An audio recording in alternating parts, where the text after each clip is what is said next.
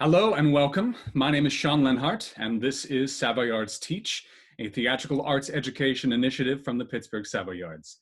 This is part one of a two-part masterclass designed to explore the elements of acting. Joining me is Savoyard alum and my good friend, Sally Denmead. How are you doing, Sally? I'm great. How are you? Oh, doing well, doing well. So this is the first part, and this class will be dedicated to discussing the text and weaning out as much information and inspiration for the performance as we can. The second part will be the performance, where we utilize the text to create an honest portrayal of the character. But first, Sally, tell me all about your experience as an actor. So where did you begin? I began at the age of 6.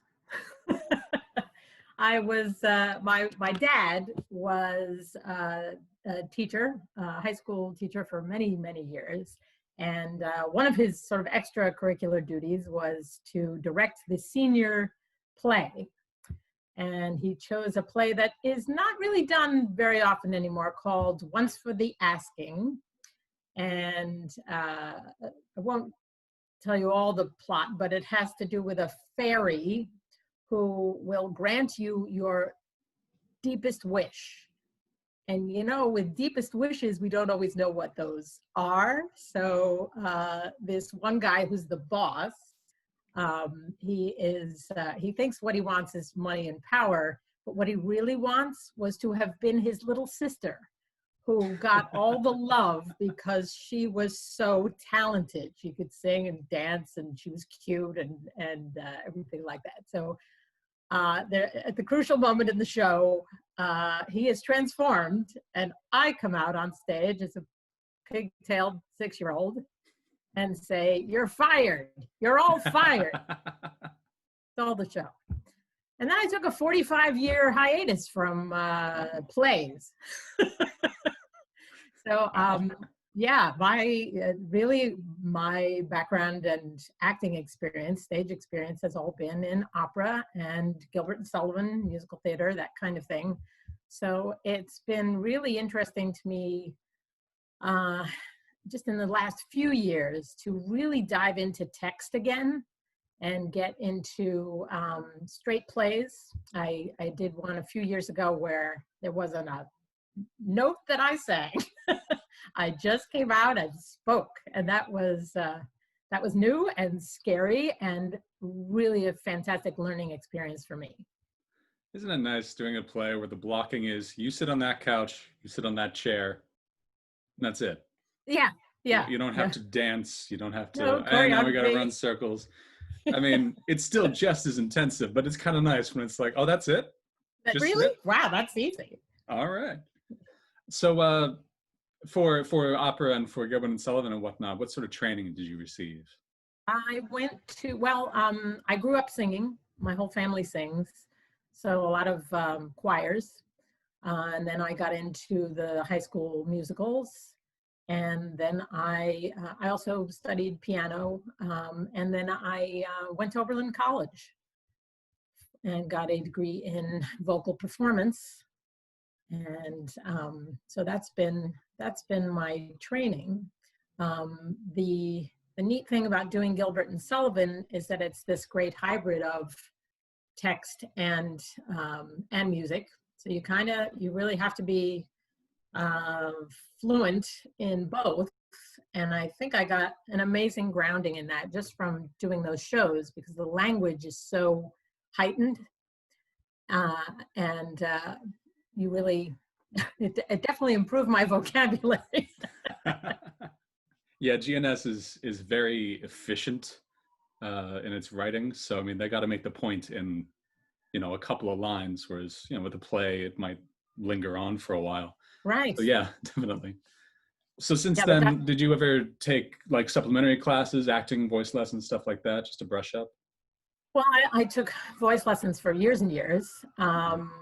I took, when I got to a certain point in my career, I was thinking, I really need to kind of explore the other parts of this, and especially dig deeper into text and into what do you do with a big old monologue. how do you, how do you pace yourself through that? So I did take some classes downtown, in fact, with Jill Wadsworth at Donna Belichick Acting Studio. And that was really neat because we went into script analysis, and we went into talking about things like, well, really what I went into it for was to figure out what the lingo was, I didn't really know, except for what I'd picked up, what you call things that you're trying to achieve in acting. And one of those was working with a target. Your target, what is that? It's not just a thing you throw darts at. It's your other actors on stage, the people in the scene with you. And that may sound a little, I don't know, mercenary, military, but really that is the person you are focused on the whole time. That is your reason for being on stage. You want to move or influence that other person and get them to come to your side. It's really an exercise in rhetoric. How do you persuade these other people on the stage of your point of view? I love it. No, I haven't heard the word a target, but I totally get what you're saying. Yeah, that's fantastic. Yeah, so much of acting is, well, I think I'll say this a million times probably through these two lessons, but so much of acting is reacting. So when you have a target, when you have, okay, I'm trying to get something from this person, you got to judge what their response is to you and then react to that. So yeah, as you're saying, the kind of rhetoric that you use, the actions that you take to try to convince them to do your thing. Yeah. Yeah, exactly. So for you, when you get a script, you get a part, what are your thoughts when first approaching it? First, I want to know how I fit into the whole. So, because I'm not just acting by myself, unless it's a one woman drama, I know I'm going to have other people that I'm interacting with on stage. So I know this is going to sound simplistic, but you read the play. You got to read you got to read the play. You got to figure out who you are in this context, this setup that the playwright has given you. And that for me is step one. And you can learn so much about your character just from context. You want to know what the playwright thinks about you or your character and what they say about you. You want to know what everybody in the show thinks about you or says about you. And from that, you get the clues about who you are as the character. There's not much that you can make up from whole cloth. Right. Maybe you can, think about your childhood a little bit, but it's got to fit into who you are at this moment in time in this play, interacting with these other characters. You can make the argument, even doing a one-person show, you still have a specific target or targets depending on your audience. What's happening. Yes. Yeah.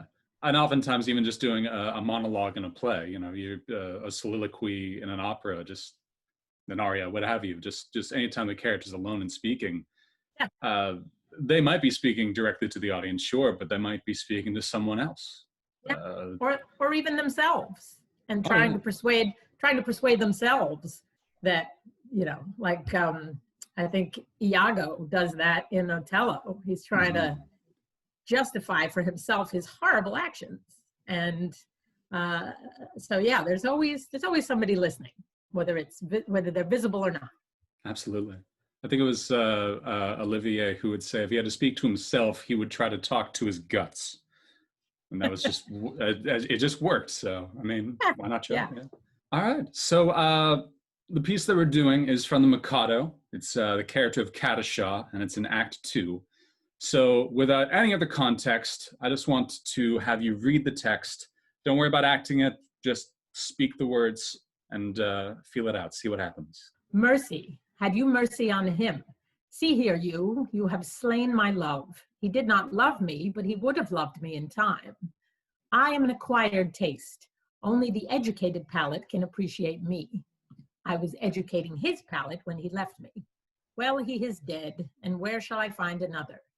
It takes years to train a man to love me. Am I to go through the weary round again, and at the same time implore mercy for you who robbed me of my prey, I mean my pupil, just as his education was on the point of completion? Oh, where shall I find another? Great. So what's the first thing you notice about the words themselves? Like what stands out to you? She is very direct in her speech. So she's speaking in, at least to begin with, short sentences. She's asking him questions that are actually rhetorical questions because she already knows the answer. And there are quite a few exclamation points, or one anyway. See here, you. She's getting his attention right there. Just, you know, she's making no bones about this. You have wronged me, and I'm going to tell you why.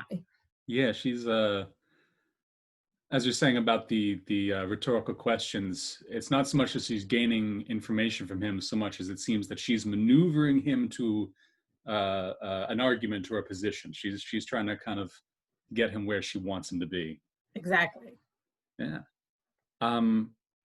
I know for myself, whenever I do this, I always look for, I mean, how does the character speak? Are they using full phrases? Are they using snippets? Are they talking in slang? Are they just kind of, you know, maybe sort of, you know, kind of all the time? And with the Kadisha, she's definitely, it's completely full phrases. Yeah. And then again, the vocabulary, is it grandiose? Is it minimal? Is it just, you know, regular kind of speech? And in her case, a little bit grandiose, certainly. You know, robbed me of my prey. Robbed me, and you have slain my love. I mean, we don't talk like that anymore. Of course, we do talk like that in the context of a play with heightened speech, which is, we don't really talk like this anymore as the general population, but we do when we're in Gilbert and Sullivan land. Yeah. So, I think remembering that makes it a little easier because we are taking on this sort of historical weight of the language. Absolutely. Yeah, and it's good inspiration for playing the character to say, oh, this character gets to be this witty. They get to be this smart. They get to have the idea appear that fast and not have to fumble around the words. So yeah, it's heightened language, but you can still create a drive for why it's heightened. Question. So knowing these things about just the kinds of words, about how she speaks, what does that tell us about her character? What can we wean from that? She's used to having her own way. She's used to ordering people around. She's used to being heard when she speaks. She is, she's nobody's minion. She's certainly nobody's fool. So yeah, she's quite a force to be reckoned with. And it's fun, without any other context, without knowing anything else about the play, just reading this bit, it's certainly very clear that she is in full control.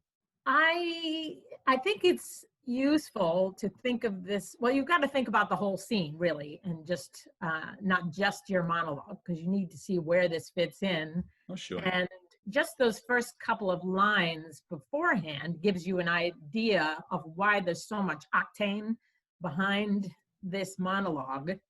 And if you don't know the show, she has come onto the stage by herself and sung this very heartfelt, grief-ridden song about, oh, my love is dead, and how can I go on? Why do I have to go on living? It's so, there's nothing left to live for. So she sings this, and then she hears her name being called, and she's startled, okay? Because when we think we're talking to ourselves and somebody else walks in the room, maybe we've got, you know, a spoonful of peanut butter on our way to our mouth, and we don't want to be seen like that, you know? We want to have our poise around us at all times. And not only has she been interrupted in her soliloquy, she's been interrupted by this man she hates, or at least professes to hate, because he has slain her love. So I think that adds some extra octane to what happens next and why she really gives it to him, because she's coming from this energy of embarrassment and being seen as vulnerable for a second by this person that she's really mad at. Yeah, definitely. I think it's very interesting. I actually want to come back to that in just a moment. But getting some of the background there is definitely useful. But I think clues about the character, what I like to do is to start with the punctuation. And we see that she's using full phrases, but she's asking a lot of questions, and she has several dashes between words. She says, "I am an acquired taste, dash, only the educated palate can appreciate me."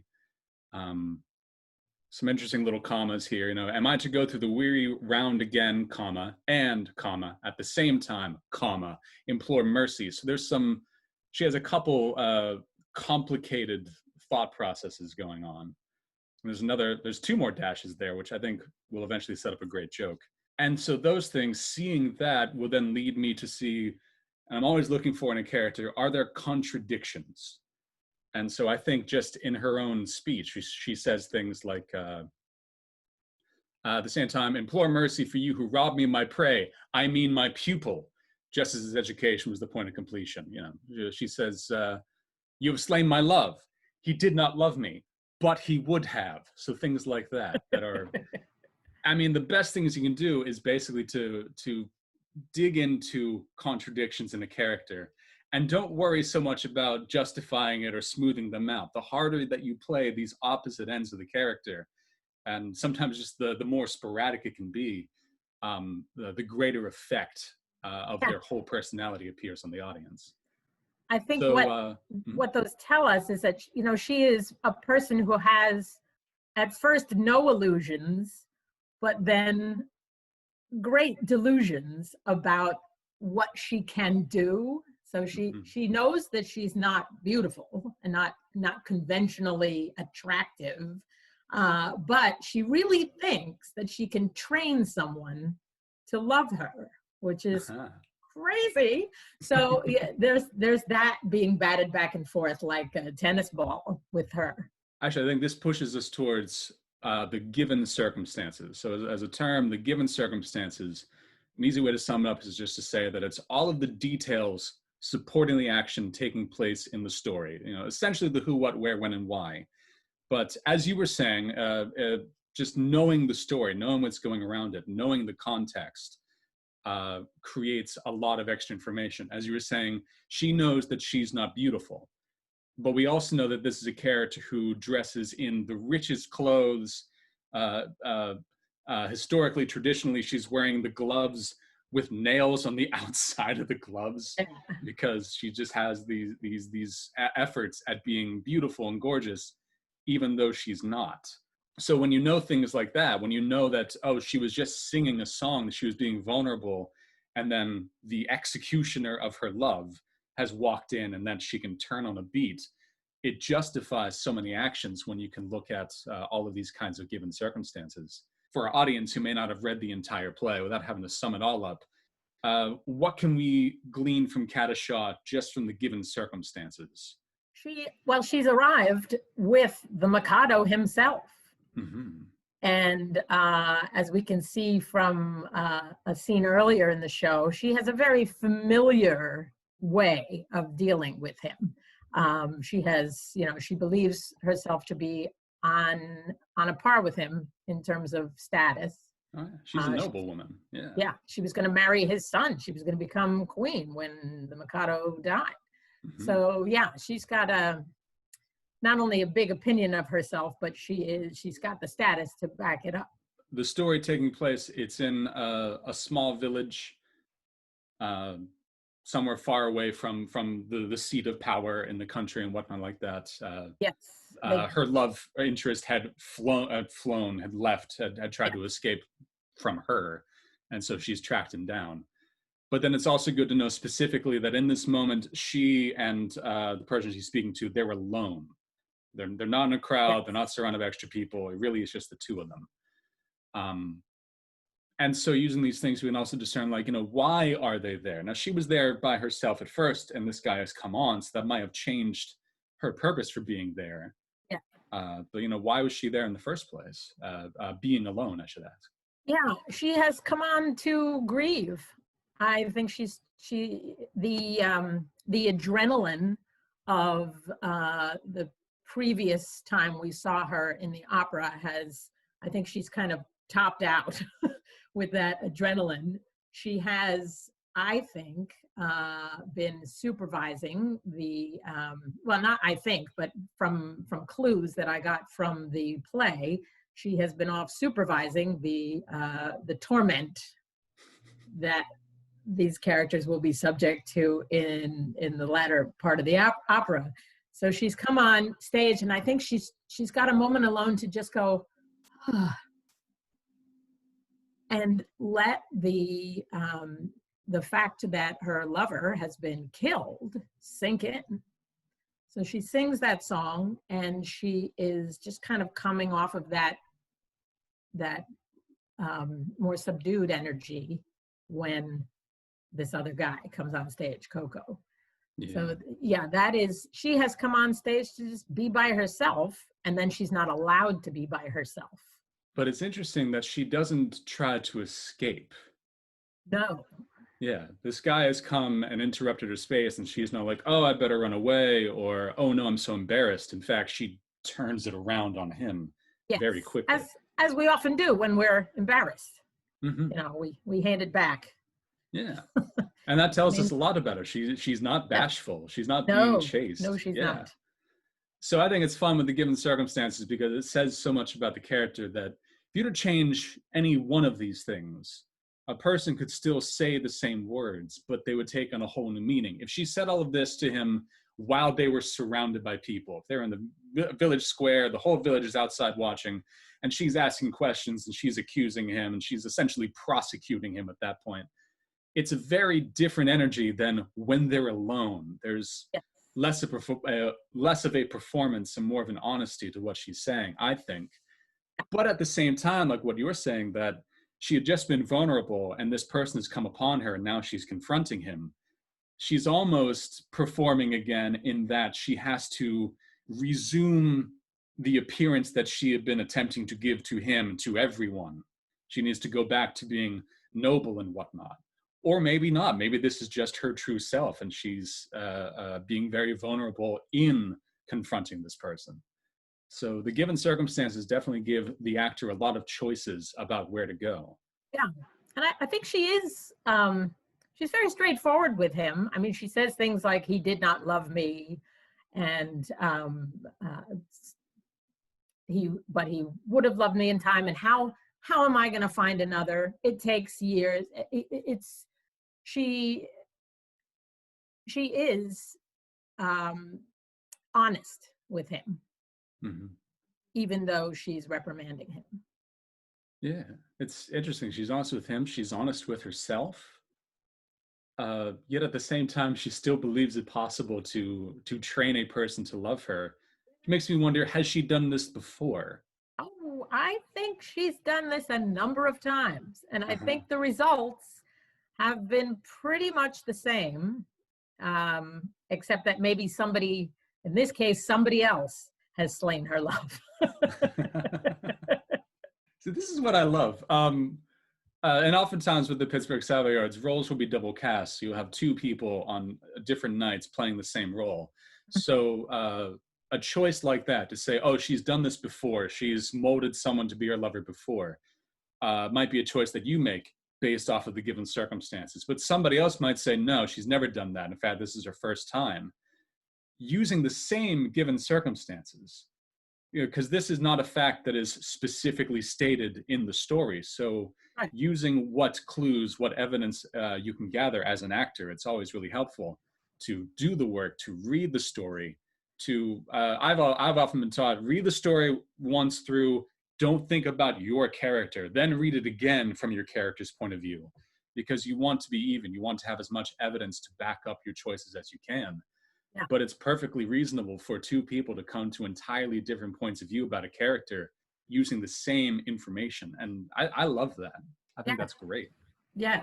And, if you do, and two minds, are always better than one.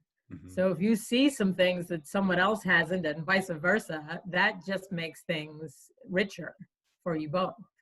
Oh, yeah. Yeah, honestly, that's why I love in an acting class, in a rehearsal setting, when you get to watch other actors rehearse and perform and learn.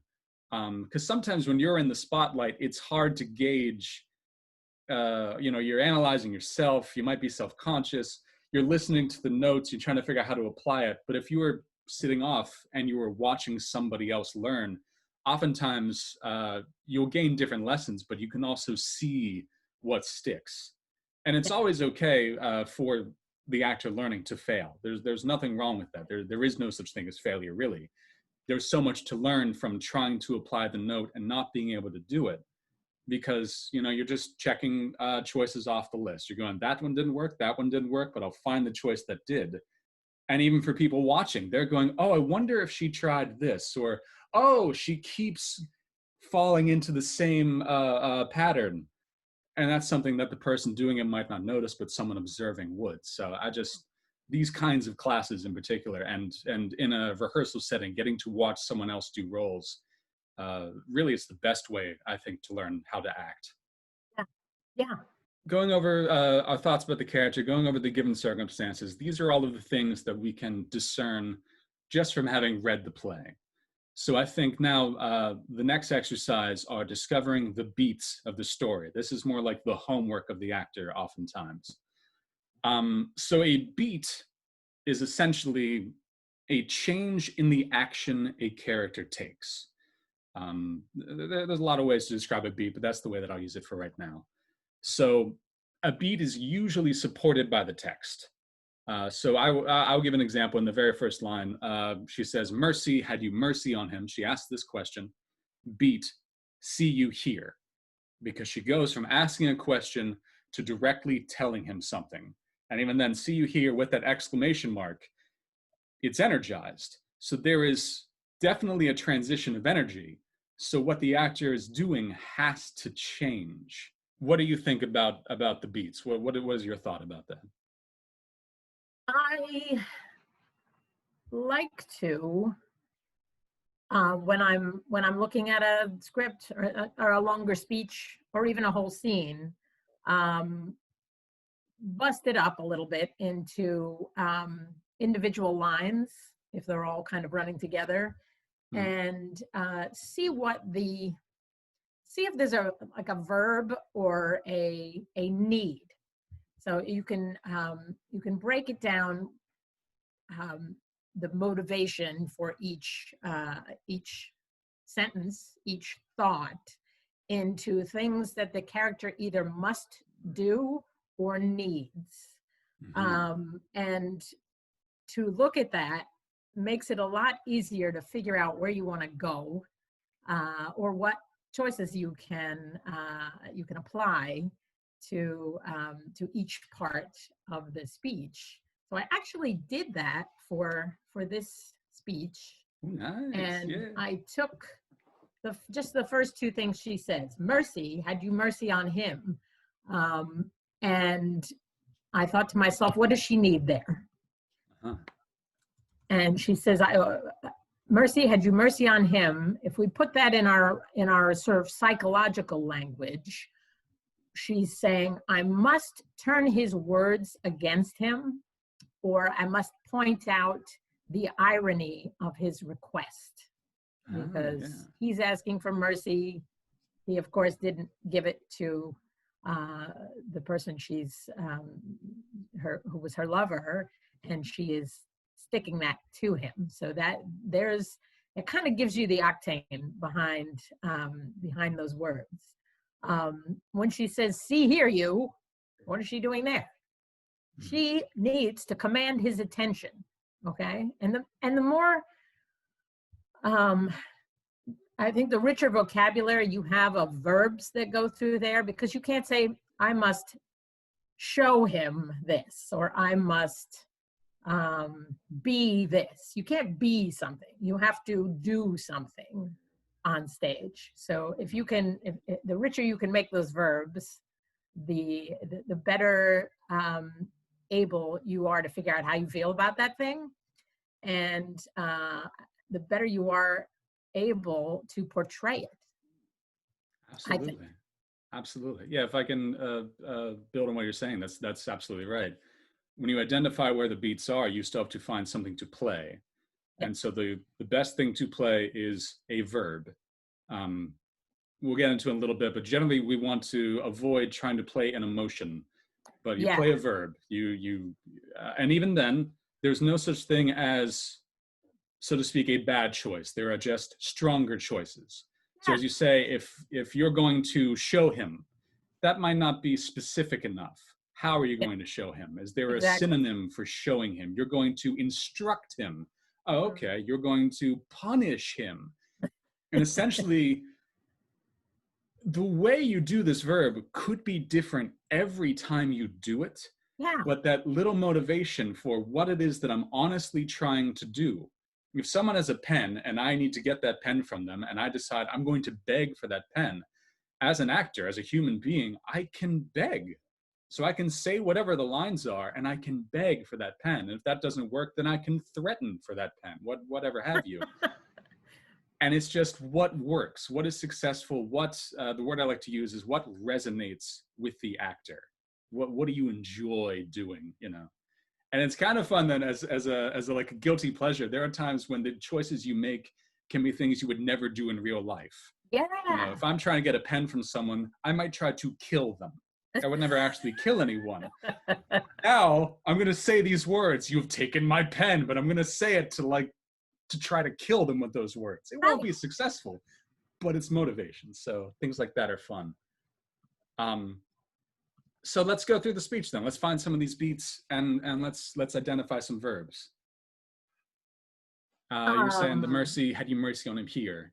And then, we got a beat there perhaps. And then see here you is another beat.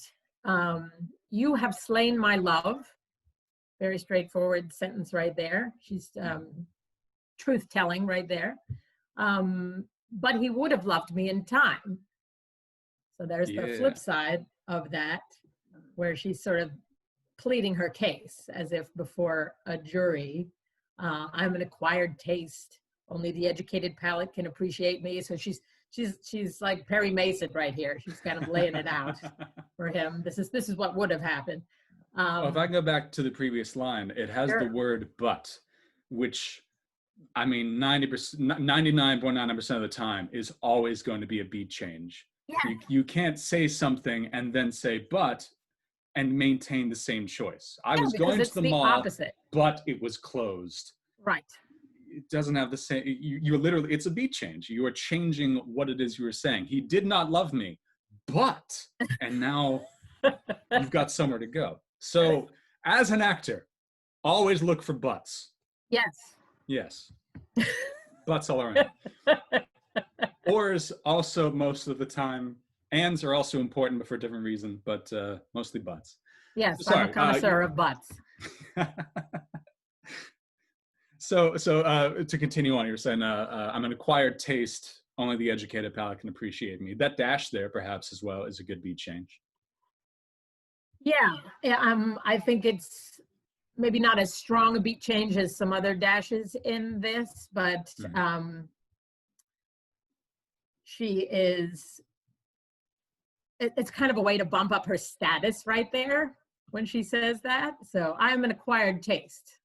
And then she says, well, because there are a few people who have the brains or the experience or the taste to appreciate me. So that is another wonderful little insight into her character and the way her mind works.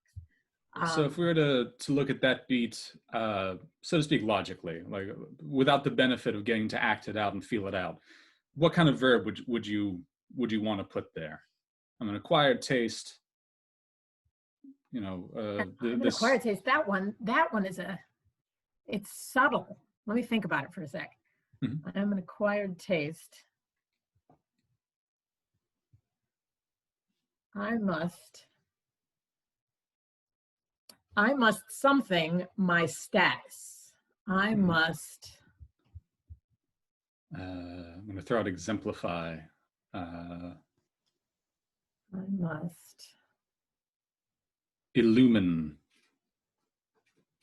Yeah, or point out, or Definitely point out, but then we can find a juicier way to point out. let's get more specific there. What's a lot of fun with beats is that you can do things that are impossible. You can electrify. The person can't, I can't electrify someone, but you know, in this moment, what do you, give me that pen. I'm going to electrify to get that pen. It's just like, oh, cool. So as long as it's a verb, you don't have to worry about whether it's physically possible. So, so in this moment, you know, I'm an acquired taste. You could pillow fight if you wanted to. That's the thing. Yeah. You wouldn't necessarily physically pillow fight, but you'd exude that. So,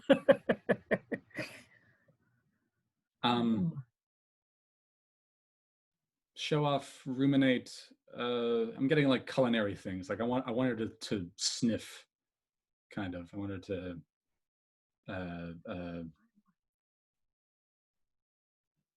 Maybe exude.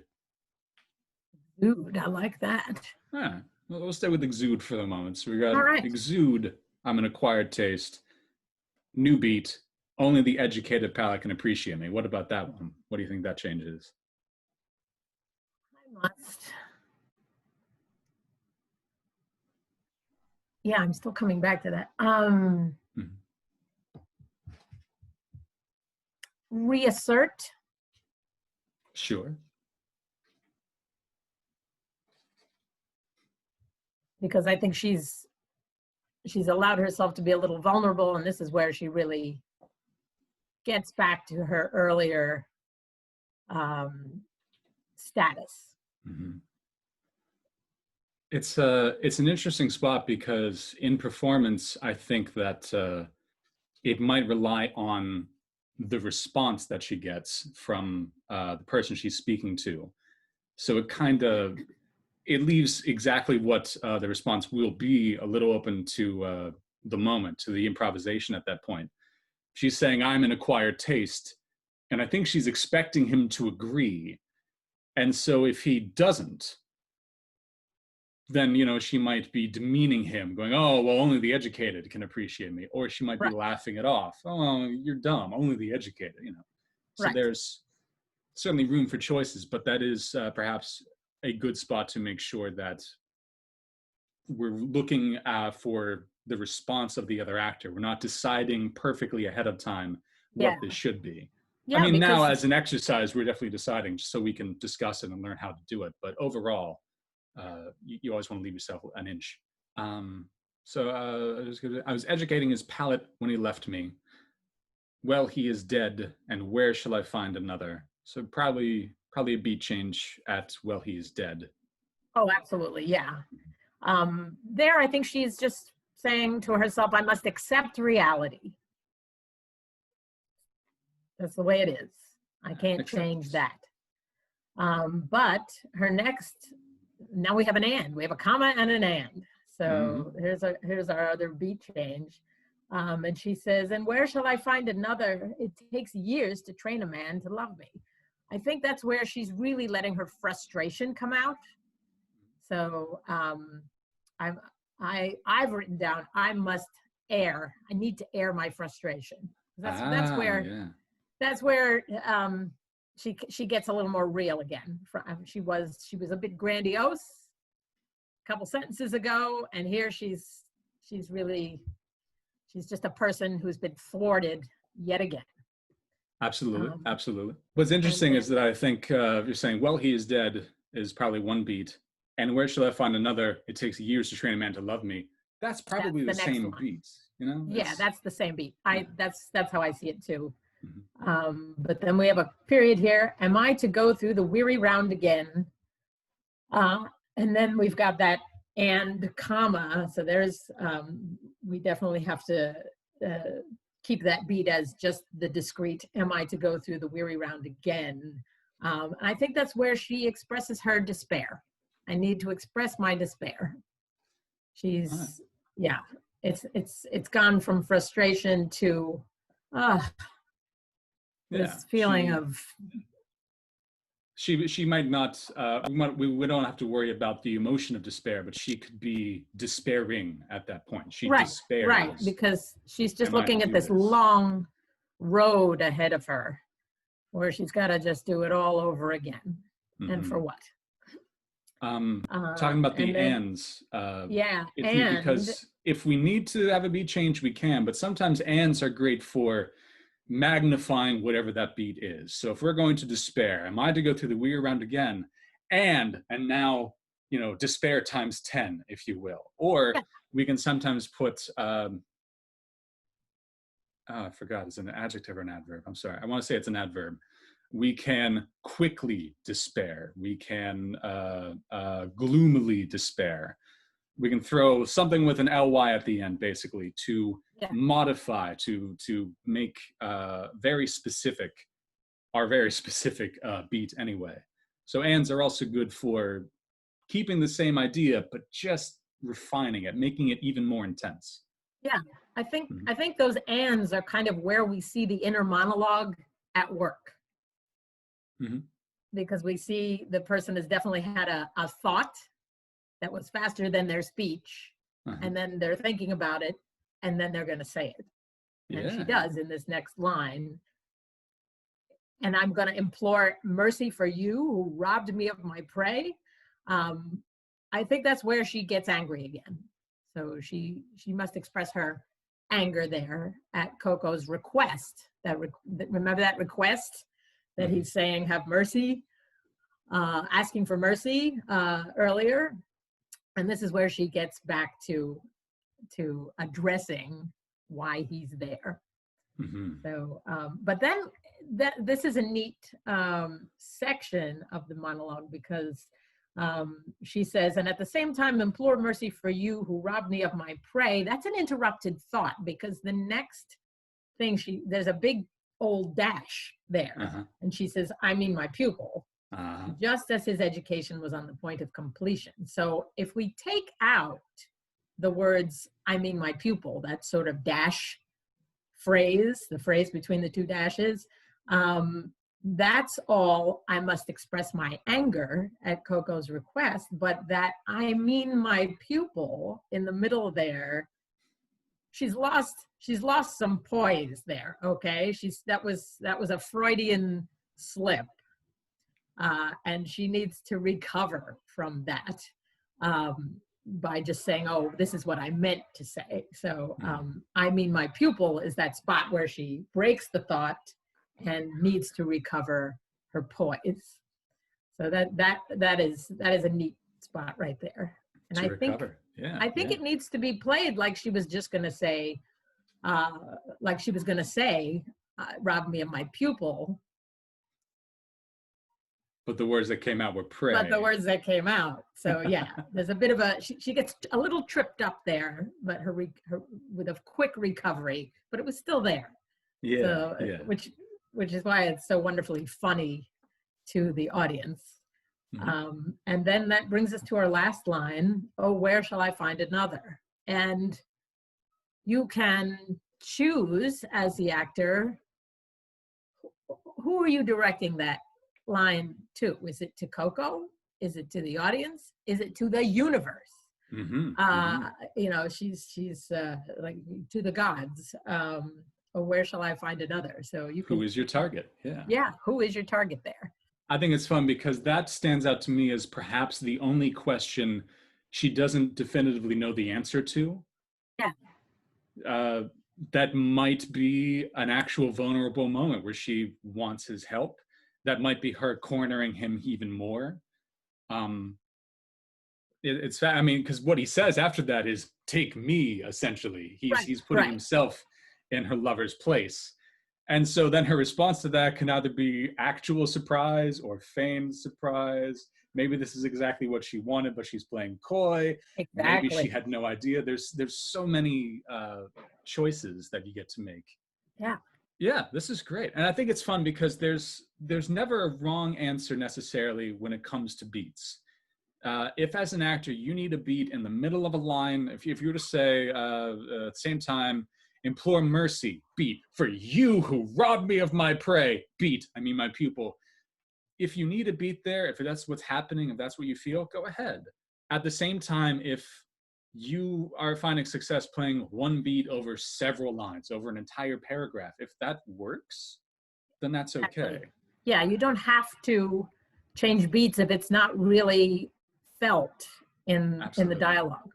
I want to make the point for myself personally that we're doing the exercise to identify as many beats as we can. And it's good to do that as an exercise. But sometimes when you're doing a role, you're doing a performance, sometimes you're doing something, you're playing a beat, but you don't know precisely what it is. So you're kind of, if it's working, I say leave it alone, because once you identify it, you change what it is. So if it's really going, it's really cooking, you're playing this particular beat, you're getting a laugh, you're getting an audience response, and then you think, man, what is it that I'm doing there? And you say, I'm judging that person. I mean, you might be judging that person, but suddenly narrowing it down may have changed what was working about it. So in cases where you're fine, I'd say in the long run, don't investigate it too much. But in cases where you are stuck, you're reading the script, you're like, I don't know what to do here, I don't know what's going on, that's the best time to apply this, to dig in, to look at the script and say, okay, there's a but here, I forgot there was a but there, so I put a beat change there, and I'm gonna judge at this point. And you're gonna try it out, see how it feels, see if it resonates, and if it works, if it's successful. And if not, okay, not going to judge, I'm going to intimidate, cool. And then you find something that works. So overall, I think it's best, practice doing it. But when you're actually down to the performance, if it's working, leave it alone. And if it's not working, then these are some tools you can use to help. Yeah. I think it Oh, just yeah. helps, enliven it for us and make it come alive as a story. Yeah. So in this moment then, to find out and to tell the story, I guess, to find out what does this character actually want and how will they get it? Sometimes it's easy to determine from the text. She's saying, oh, where shall I find another? So she's saying, oh, I'm mad and I want to find another love. But is she? With all of the beats that we've played, with all the choices that we've made, we've exuded, we've despaired, we've intimidated. What does all of that add up to, I guess? Like, what does this character actually want from her target? She wants an acknowledgement that he has hurt her. Yeah. Perhaps an Yeah. apology. Perhaps an apology. Yeah. The acknowledgement. That's very, very good. I like that. And it's fun because it's not explicit in the text. She doesn't say, now I want you to apologize, but rather she's doing all of these things to get something from him. Yeah. So as an actor, overall, when you come into the scene and this happens, there might be your motivation, which is usually also a verb. So this is your goal. You see this person and you're going to accomplish your goal. You're going to accomplish it through all of these beats. All right, so I want to get an apology. So how am I going to get that apology? What is one big verb that might contain how you're going to get an apology from this person? Ooh, that's a good question. She lays it out for him pretty logically. Mm-hmm. These are all the reasons why I'm aggrieved. She's does she calculate, perhaps?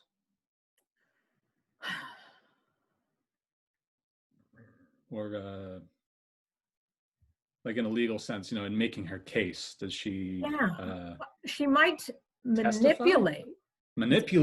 She might manipulate. And I say that because she asks that same question twice, that, oh, where shall I find another? Uh-huh. And I don't know if she exactly expected the answer he gives her in the end, but what did they say? Be careful of what you ask for. Uh-huh, uh-huh. So I think maybe she's gotten more than what she had expected here. I think so, yeah. I think Yeah. she successfully manipulated, but the reward she got, the actual goal she received, might not have been what she set out to get. Oh yeah, Yeah. it was something totally something she never expected, I think, or who knows? Mhm. We don't know. So this is great. It's fun. I think as an actor, sometimes you're walking on stage, you got to say your lines, and you're not really sure what it is you're trying to do. So you got to have a motivation. You got to have a goal. I got to manipulate this person so that way he'll apologize to me. And then, okay, how am I going to get him to do that? Well, we've identified these beats. There are these particular actions that we're going to play. Acting requires taking actions. It's really that Yes, simple. exactly. Half of acting is acting, taking actions. The other half, more than half probably, is listening so that way you can react. And somewhere in there is probably talent, but really those are the important aspects of it. And then what helps you to play all of those beats, to play all of those verbs, is the language itself. It's paying particular attention to what the punctuation is telling you to do. It's noticing little characteristics about, oh, this person, her thoughts keep getting jumbled. She might be confused, or she might not be able to make a clear distinction, or she's speaking in large, grandiose terms, and she's alone. So this is probably who she is. She's not performing. So all of these aspects, and we've approached it in this particular direction, but you might start with your goal and then find your beats. You might notice the beats. This person keeps saying, but why? And then from there, once you found those beats, start to ruminate on who the character is. There's a million ways into it. But this is the way that we've chosen today. So this is basically, you do this work and all of a sudden, in less than an hour, we have a full-fleshed character. And next week we'll be ready to dive in and start, performing it. So yeah, we've explored the text. It's given us plenty of ideas and inspirations for how to act the piece well before we have played any of our own preconceptions. So the next time we'll explore the performance, how to give an honest portrayal, and how to keep that performance fresh every time you perform it. So Sally, this is great. Thank you so much. Do you have any closing thoughts or ideas? I can't wait to see what we do with this tomorrow. And this has been terrific fun. And I just want to say that